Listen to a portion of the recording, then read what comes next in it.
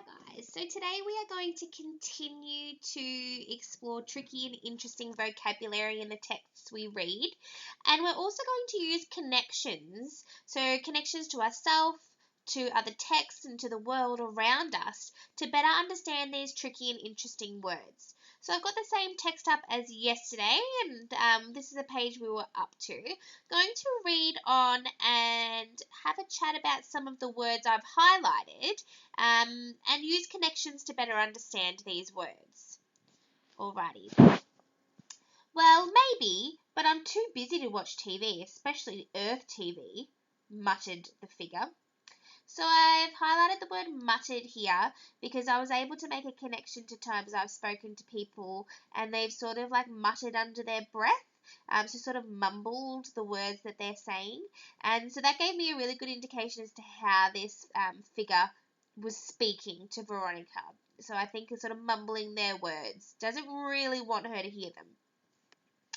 Anyway, as I was saying, your computer game skills are excellent.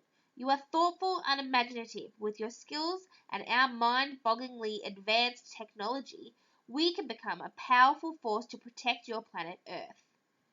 So here I've also highlighted the word advanced, and I had to have a think about what I knew about this word already. So I know that if you pass a level or something in a game, you might advance to the next level, so move through.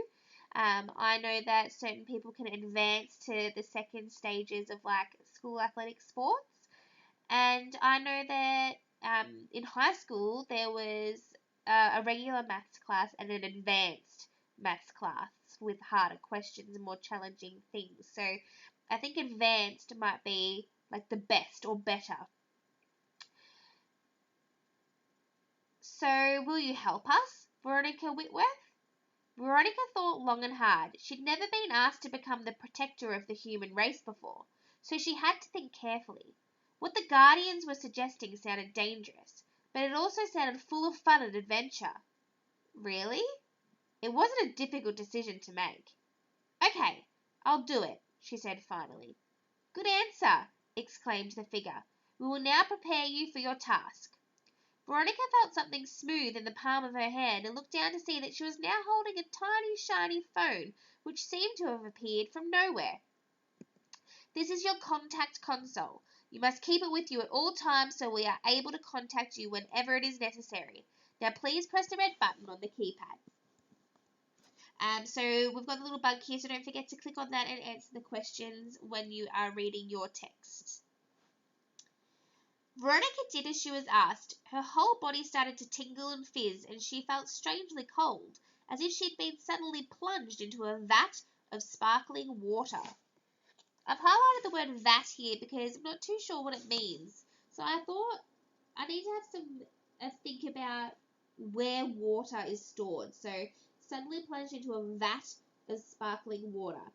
And I also need to be mindful that Veronica is in this.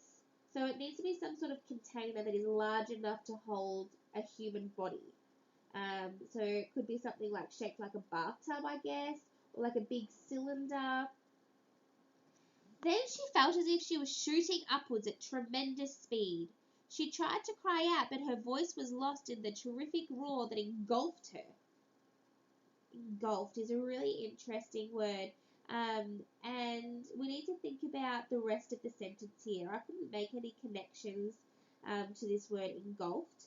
But if I look back at the rest of the sentence, she tried to cry out, but her voice was lost in the terrific roar that engulfed her. I'm thinking about really loud sounds. So if I think about a loud sound that I've been part of, like a big siren or something, when you're at the footy, there's a huge roar of a crowd, that can really engulf you, so it surrounds you. She shut her eyes tightly and waited for it to be over. Suddenly it was silent and still. Veronica opened one eye, then the other. She was standing in the center of a large round room with an oval window looking out onto the stars and a small blue and green planet swathed in clouds. The room itself was shiny and white with little lights set into the walls that glowed and twinkled with all the colors of the rainbow. So if I think back here to the word swathed, again, I need to read back to the rest of the sentence to try and figure out the meaning of that word. So the small blue and green planet was swathed in clouds. Makes me think that they were covered in clouds. And if I read on it, then tells us the different colours as well.